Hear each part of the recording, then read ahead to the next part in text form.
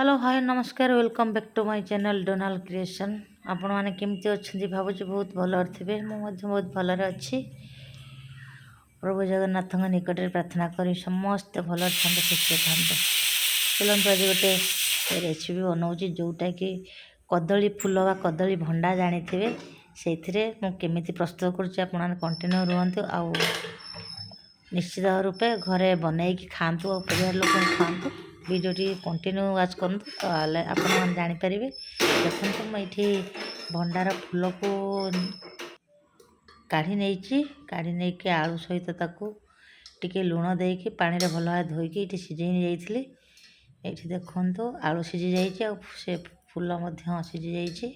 आपण समस्त जानी कदली भंडा फूल ता फूलटा काढ़िया प्रोसेस भी जानी थे काढ़ने भितर जो टिके हार्ड टाइप जो तार गोटे थिबो फूल सीटा को खोली नेबे आउ तार एक्स्ट्रा फूल गुड़ी को आप सीझेदेवे। सीझेला देखते मुझे ठंडा पानी धोई नहीं जाऊँगी कारण तार जो कषा अंश टे कटिज तापर आपको कौन करेंगे ग्राइंडर ठीक ग्राइंडिंग करने देखो मुझे जो परी भाव करुचे आपण मैंने से भाव प्रस्तुत करेंगे। या भल भाव धोईके परी भाव पुड़ी ग्राइंडर कप्रे रखिए और पेशी ने देखु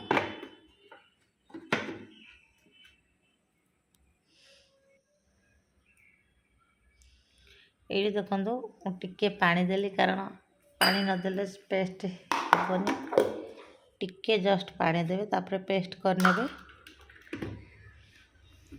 संपूर्ण भाव पेस्ट नहले भी चलो टे खद खदड़िया रही भी भल जब आम मसला देकी कषि करवा सी गोटे प्रकार टेस्ट होता है। जदि आप बरा बनइबे देखो मुझे बरा बनाऊे कॉर्नफ्लोर नहीं बेसन नहीं लंका गुंड नहीं हलदी गुंड नहीं कटा पियाज अदा रसुण पेस्ट ता सहित यहाँ हूँ आमर सीझा आलू आउ ये जो कदली भंडार पेस्ट जो कर से बर्तमान सब गुड़ आम ऐड करनवा भल भाव मिक्स कर चकटी नेबा।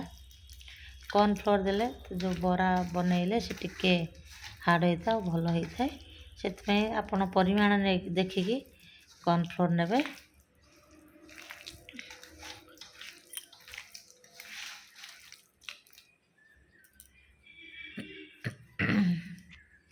देखो मुझे भल भाव मिक्स कर सब गुड़ी को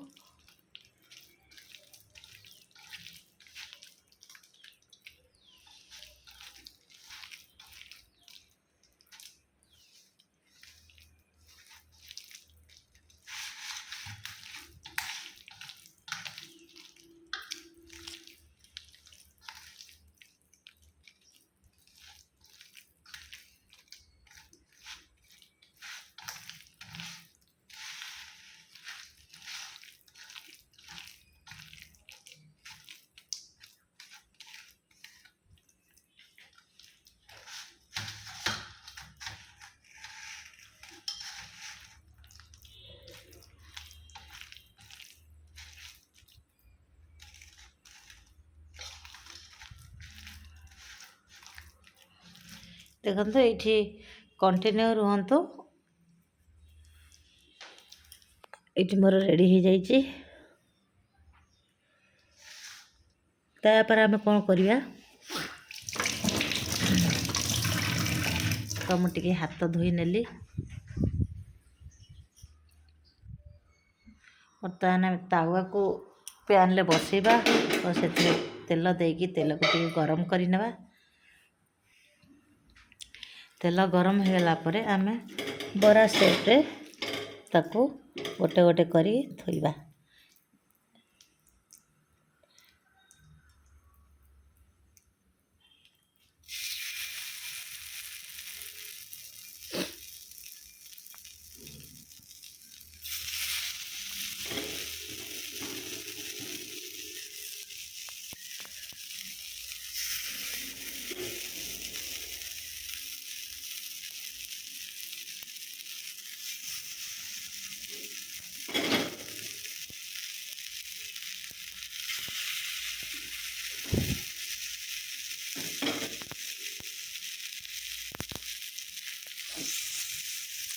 ଆଗ ମଧ୍ୟ ଆପଣମାନେ ଏମିତି ଗରମ ଗରମ ବନେଇକି ଖାଲି ବରା ବି ଖାଇପାରିବେ, ନା ଡାଇରେକ୍ଟ ତେଲରେ ବି ଛାଣିକି ଖାଇପାରିବେ।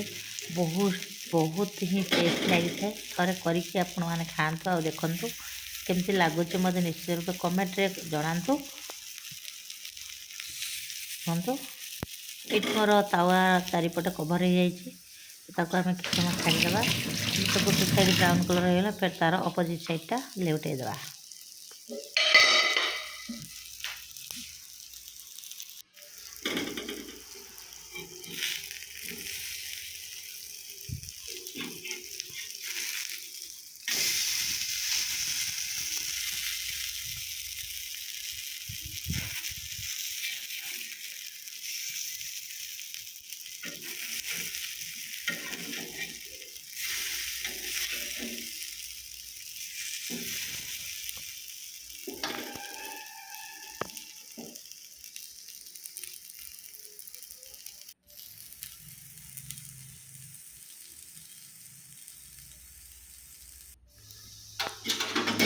ମୁଁ ଏଠି ତାର ଅପୋଜିଟ୍ ସାଇଡ଼୍ ଲେଉଟେଇ ନେଇଛି। ତାର ତଳ ପଟଟା ଦେଖନ୍ତୁ କେମିତି ବ୍ରାଉନ୍ କଲର୍ ହେଇଯାଇଥିବା, ରେଡ଼୍ କଲର୍ ଟିକେ ହେଇଯାଇଥିବ, ତାକୁ ଲେଉଟେଇବେ। ପୁଣି ଆମେ ତାର ଅପୋଜିଟ୍ ସାଇଡ଼୍ଟା ଚେକ୍ କରିବା, ଠିକ୍ ହେଇଗଲା ତାହେଲେ ତାକୁ ଗୋଟେ ଅନ୍ୟ ପାତ୍ରରେ କାଢ଼ି ନେବା। ଦେଖନ୍ତୁ ମୁଁ ଏଇଠି ଅନ୍ୟ ଜାଗାକୁ ଖୋଲି ନେଇଯାଉଛି, ତ ଆପଣମାନେ ମଧ୍ୟ ଏହିପରି ଭାବେ କରିବେ।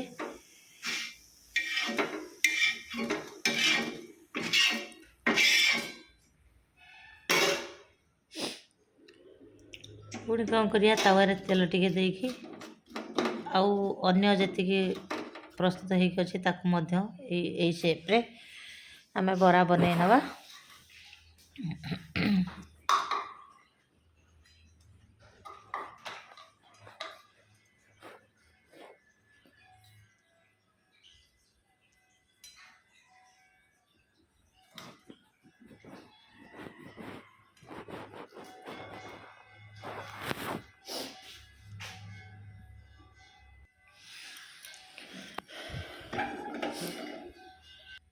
ଏଠି ଆମେ କ'ଣ କରିବା, କଢ଼େଇକି ବସେଇ ନେଇଯାଇଛି ମୁଁ।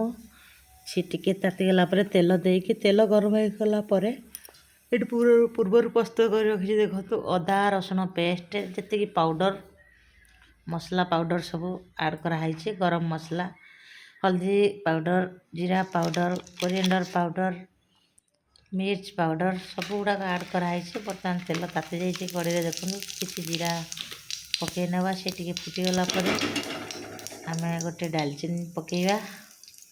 ଡାଲଚିନି ପକାଇଲେ ଟିକେ ବାସ୍ନା ହେଇଥାଏ ତରକାରୀ।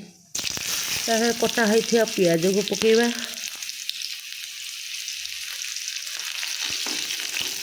କିଛି ସମୟ ଫ୍ରାଏ କରିନେବା, ଯେଉଁଟାକି ବ୍ରାଉନ୍ କଲର୍ ହେଲା ପର୍ଯ୍ୟନ୍ତ ପିଆଜକୁ ଆମେ ଫ୍ରାଏ କରିବା।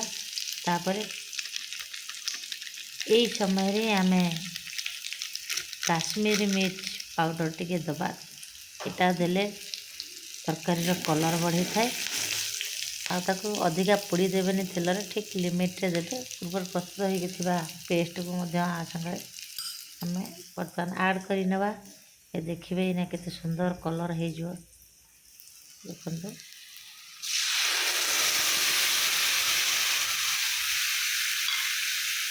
କିଛି ସମୟ ପର୍ଯ୍ୟନ୍ତ ଆକୁ ଆମେ ଟିକେ କଷିବା, ପାଣି ଦେବା ନାହିଁ, କାରଣ ମସଲା ଯେତେ କଷି ହେବ ତରକାରୀର ସ୍ୱାଦ ସେତେ ବଢ଼ିଥାଏ।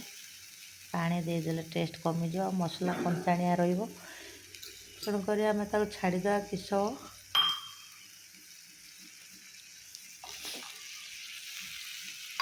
ସେ ମସଲା ଲାଗିଥିବ ଯେଉଁ, ଜଷ୍ଟ ଟିକେ ପାଣି ଦେଇକି ଆମେ ତାକୁ କଷିବା ଆଉ କିଛି ସମୟ ପାଇଁ ଘୋଡ଼େଇ ନେବା। ସେ ମସଲାଟି ସିଝିବ, ଦେଖିବେ ତାପରେ ତରକାରୀ କଲର୍ କେମିତି ଆସିଯିବ।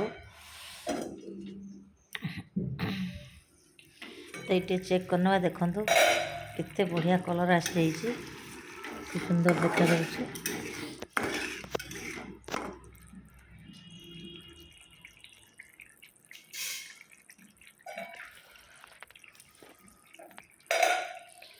ତ ଆମେ ଏଇଠି କ'ଣ କରିବା, ସିଝେଇକି ରଖିଥିବା ଆଳୁକୁ ବର୍ତ୍ତମାନ ସେ ମସଲାରେ ଆଡ଼୍ କରିକି ଟିକେ କଷିବା।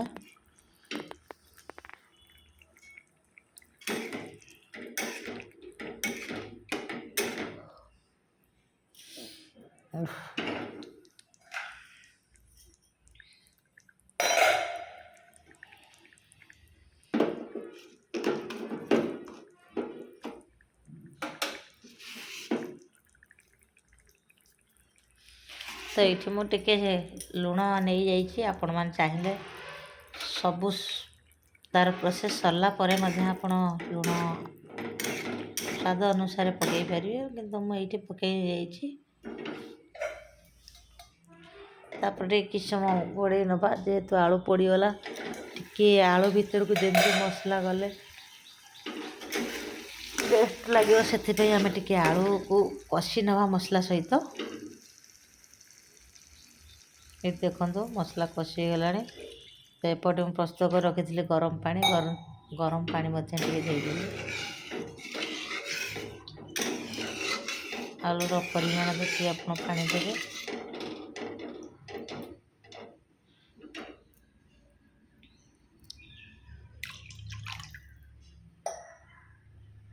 ଦେଖନ୍ତୁ ଏଇଠି ମୋର ତରକାରୀ ଫୁଟିଲାଣି। ତା ପୂର୍ବରୁ ପ୍ରସ୍ତୁତ କରିକି ରଖିଥିବା ବରାକୁ ମଧ୍ୟ ଏଇଠି ଆମେ ତ ଏଇଠି ଦେଖନ୍ତୁ ତରକାରୀ ଫୁଟି ଯାଇଛି। ଆଉ ଏଇ ସମୟରେ ଆମେ କ'ଣ କରିବା, ପୂର୍ବରୁ ପ୍ରସ୍ତୁତ କରିକି ରଖିଥିବା କଦଳୀ ଭଣ୍ଡାର ବରାକୁ ଏଥିରେ ଆମେ ପକାଇବା। ପକାଇ ସାରିଲା ପରେ କିଛି ସମୟ 5ରୁ 10 ମିନିଟ୍ ପର୍ଯ୍ୟନ୍ତ ତାକୁ ଛାଡ଼ିବା, କାରଣ ଟିକେ ମସଲା ସହିତ ତାକୁ ଭେଦିବାକୁ ଛାଡ଼ିବା, ଟେଷ୍ଟ ଲାଗିବ। ଯଦି ନ ଛାଡ଼ିବା ତରକାରୀ ଟେଷ୍ଟ ହେବନି।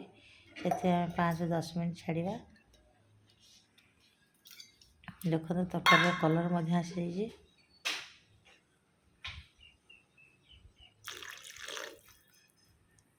ଆଉ ମୁଁ ଏଇଠି ଆଉ ଟିକେ ପାଣି ଆଡ଼୍ କଲି, ଦେଖି ତରକାରୀର ଝୋଳ ଟିକେ କମି ଯାଉଛି। ଆଉ ବରା ପକାଇଲା ପରେ ଟିକେ ଫୁଟିଯାଉ, ମଧ୍ୟ ପାଣି ବରା ପଡ଼ିଗଲା ପରେ ଝୋଳ ମଧ୍ୟ ସେ ଟାଣି ହେଇଯାଇଥାଏ। ଆଡ଼୍ କରିଦେଲି, ବହଳିଆ ମଧ୍ୟ ହେଇଯାଇଥାଏ। ଏଇଠି ଆମର ଟିକେ ପାଣି କମ୍ ଥିଲା, ଚାହିଁଲେ ବହୁତ ମସଲା ବି ଦେଇପାରିବେ। ଯେ କମ୍ ମସଲା ଖାଉଛନ୍ତି ତାହେଲେ କରିବେ ନାହିଁ, ଯେତିକି ପରିମାଣରେ ଝୋଳ ରଖିଛି ଆପଣ ଜାଣିପାରୁଥିବେ ସେଇ ପରିମାଣରେ ରଖିବେ। ଆଉ ତାକୁ ପକାଇ ସାରିଲା ପରେ ପୁଣି ଟିକେ ତାକୁ ଫୁଟିବାକୁ ଛାଡ଼ିବେ। ତ ଆମର ଏଇଠି ରେଡ଼ି ହେଇଯାଇଛି।